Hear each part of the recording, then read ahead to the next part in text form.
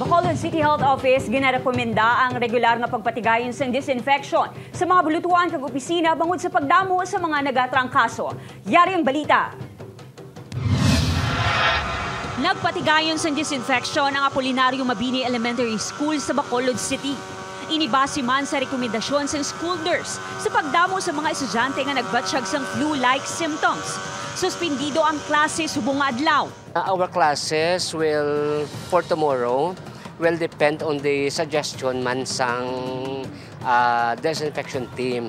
Ang pila ka mga ginikanan, ginpaka maayo nga pasuksukon sang face mask ang ila kabataan bilang proteksyon. Ang papsinon mo na lang gid kay for the sake man sa mga classmates niya balang at hindi malatnan. Ginrekomenda sa CHO nga himuon nga regular ang disinfection o kung pagtilo sa mga pulungkuan, lamesa, doorknobs, kang iban pa nga masami ginagamit sa mga estudyante.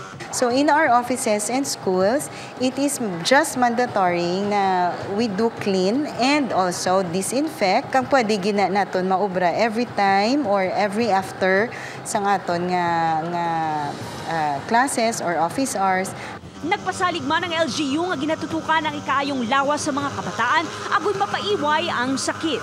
Upod kay Reynald Castillo ay Gin Pedrasco, One Western Visayas.